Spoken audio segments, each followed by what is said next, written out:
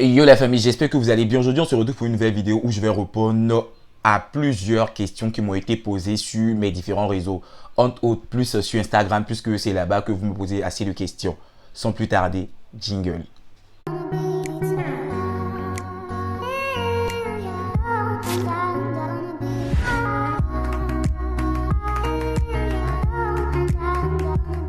Voilà, comme je le disais à l'orée de mes propos, aujourd'hui, je vais répondre à plusieurs questions qui m'ont été posées. J'ai pris le temps de recenser ces questions-là parce que ces questions-là sont récurrentes et ça revient à chaque fois. Donc, je vais prendre le temps de répondre à 10 ou 15, à 10 questions maximum pour essayer, pour que tout le monde puisse regarder la vidéo parce que vu la conjoncture actuelle, c'est sûr que Internet va falloir gérer quoi. Donc, je vais prendre le temps de regarder ces questions-là et répondre à d'autres de manière globale. Donc, la première question qui m'a été posée, c'est le budget pour vivre en France. En fait, le budget pour vivre en France, ça va dépendre. Ça dépend en fait de la ville dans laquelle vous êtes accepté. Si vous êtes accepté en province et que vous êtes accepté ou vous êtes accepté à Paris, ça sera pas pareil en fait. Du coup, ça voudrait dire que si vous avez une acceptation en province, 615 euros, ça va. Mais si vous êtes à Paris, par contre, les 615 euros ne vont pas suffire, même si ce sont les 615 euros que demande l'ambassade. Mais ça ne va pas suffire vu que les logements sont extrêmement chers. Je préfère vous dire, donc dans vos calculs pour Paris, approximativement 800 euros.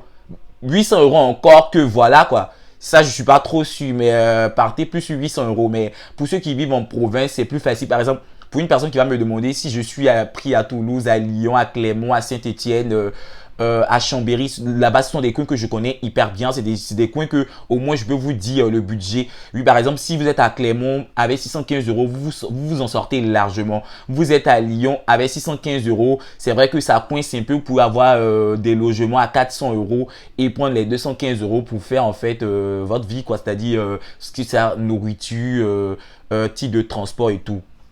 Mais genre, c'est pour dire que c'est différent. En province, c'est plus facile avec les 615 euros qu'à Paris. Donc voilà pour la première question.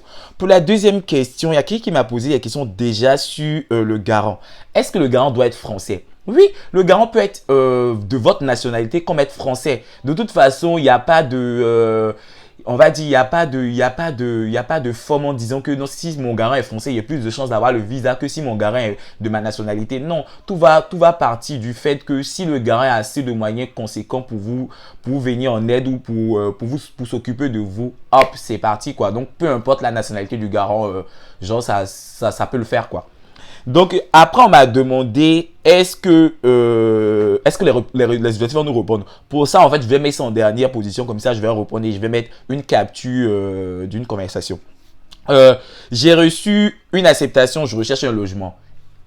Voilà. En fait, pour la recherche de logement, vu que nous sommes en confinement, comme vous le savez, en France, on ne peut plus sortir. Je vais faire une vidéo sur comment chercher un logement et vous donner les dangers auxquels vous courez quand vous partez sur tous ces sites de recherche de logement tels que le Boncoin, seloger.com, .fr et tout là. Et franchement, il y a beaucoup d'arnaques. Donc, je vais prendre le temps de faire une vidéo pour bien expliquer cette recherche de logement là, et ces vidéos là vont venir les jours à venir parce que là en fait j'ai pas trop grand chose à faire à part dormir, manger, étudier et prier. Donc je pense que j'aurai le temps aussi de faire des vidéos.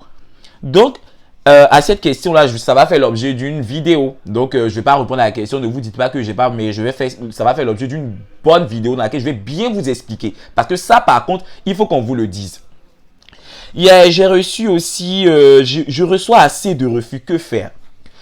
C'est pas si tu reçois assez de refus, c'est soit peut-être ta lettre de motivation en fait ne calque pas en fait sur ton projet professionnel ou en fait ta lettre de motivation n'est pas l'apanage de ce que tu veux faire plus tard. Parce que si il y a une personne aujourd'hui qui m'envoie un message qui a fait une licence en économie.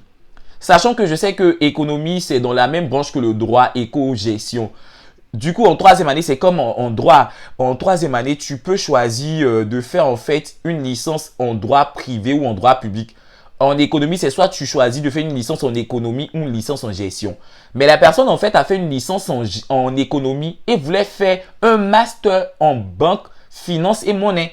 ça ne passe pas en fait. Et ça en fait, c'est ça en fait les objets de refus. C'est ça qui fait que les universités motivent la décision en disant le cursus que vous suivez est inadapté à la formation que vous suivez. Mais s'il n'y a pas de cohérence entre la formation que vous faites et ce que vous voulez faire maintenant, c'est sûr que vous allez avoir plein de refus. Donc pour ça, je vous demande aussi de bien regarder les motifs de refus, parce que si les motifs de refus sont justifiés, j'ai l'honneur de vous annoncer qu'ils ne vont pas vous répondre favorablement à vos recours, quoi, parce que ça voudrait dire que c'est ça. Et ce matin, quand la personne m'a exposé le problème, j'ai vu clairement que l'université avait raison. Tu ne peux pas faire une licence en économie et vouloir faire un master en banque finance monnaie. Ça passe pas parce que tu as déjà choisi en fait ta spécialité. Si tu avais pris une licence en économie et que tu me demandais, et tu disais que tu voulais faire en fait un master 1 en économie de la santé ou un master 1 en finance publique et tout, ça par contre ça passe parce que c'est dans la même gouvernement, c'est dans le même, c'est en adéquation avec ce que tu fais.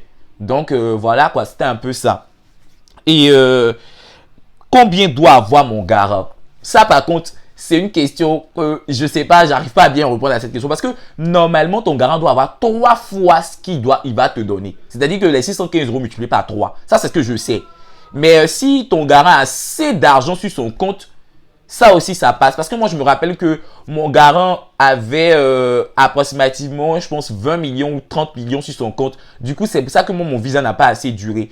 Et il a dit qu'il me donnait 615 € et c'est passé crème quoi, je veux le dire. Donc moi je me dis aussi que souvent s'il se base sur ce qu'il y a en fait dans le compte, parce que clairement pas ce qu'il gagne. Par exemple s'il gagne 500 000 et qu'en fait dans son compte il a plus de 40 millions, cher ami ça passe quoi. Ça passe et après ça va dépendre. Et j'ai reçu assez de questions comme ça, donc j'ai essayé de répondre. Maintenant la question, est-ce que les universités vont nous répondre? Je vous mets une image là. Suivez bien l'image, lisez et je tenais à vous rassurer que les universités vont vous répondre. Parce que pourquoi? Parce qu'en fait, en France, il y a ce qu'on appelle le télétravail. Genre, tu peux être à la maison. Et sachant que la procédure Campus France est une procédure dématérialisée, c'est-à-dire qu'on n'a pas besoin d'avoir ton document en papier. C'est-à-dire que même avec sur Internet, on a déjà accès à tout ton dossier et voilà quoi. Donc on peut, même étant à la maison, on peut vous répondre. C'est pourquoi prenez le temps de bien vous renseigner. Prenez le temps également de bien faire vos entretiens. Là, par contre, je viens de voir que sur tous les sites officiels de Campus France, on nous donne comment on va faire l'entretien. En Côte d'Ivoire, c'est sur WhatsApp. Dans d'autres pays, c'est sur Skype. Je voulais attirer votre attention. C'est pas parce que c'est sur Skype, c'est pas parce que c'est sur WhatsApp que tu vas pas t'habiller ou bien tu vas pas faire comme si tu te tenais dans les locaux de Campus France. Prenez le temps de vous asseoir. Si vous avez un entretien sur Skype, vous avez un entretien sur WhatsApp, faites comme si vous faites de manière présentielle. C'est-à-dire que l'agent Campus France est en face de vous. C'est vrai que ça peut paraître bizarre pour certains, mais moi par contre j'ai déjà fait en fait des entretiens visio en fait. J'ai déjà fait des entretiens Skype et je sais comment ça fait. C'est vrai que c'est un peu bizarre, mais adaptez-vous à la situation. Vu la conjoncture actuelle, vu la situation actuelle, on est obligé de s'adapter à toutes sortes de situations. Donc, adaptez-vous à ça. Ne baissez pas les bras et dites-vous que c'est pas encore fini. Pour ceux également qui sont en classe d'examen, c'est-à-dire ceux qui sont en première année, deuxième année, master 1 et qui sont actuellement en train de faire leur diplôme et dans les pays où l'école n'est pas encore arrêtée, je vais vous demander de continuer à aller à l'école. On ne sait jamais. Allez jusqu'au bout de votre diplôme. Ne vous dites pas que parce que j'ai eu une acceptation en France, attends, c'est plus, genre, il y a plus lieu d'aller à l'école, vu qu'il y a à répondre, vu que je m'en vais en classe supérieure. Continuez à bosser, continuez à étudier en amont de votre procédure de Campus France. On ne sait jamais. Ah, c'est ce que je peux vous donner comme conseil. Donc, vous dites qu'on va vous répondre et que n'ayez pas peur. Parce que ça va se faire d'autres vidéos encore pour vous parler de la vie en France. Franchement, à partir de maintenant, en fait, la chaîne sera diversifiée. On va pas faire que Campus France. Donc, je vous exhorte également à partager, à regarder et à vous abonner massivement. Parce que je vais pas faire que ça, en fait. Je vais varier, en fait, entre Campus France, entre la vie en France, entre les jobs étudiants et tout. Donc, il y aura assez d'animation sur cette chaîne-là. Donc, si ça vous plaît, mettez les pouces. Si ça vous plaît pas, mettez les pouces également. Et n'hésitez pas surtout à vous abonner. Prenez soin de vous et priez pour nous. À la prochaine.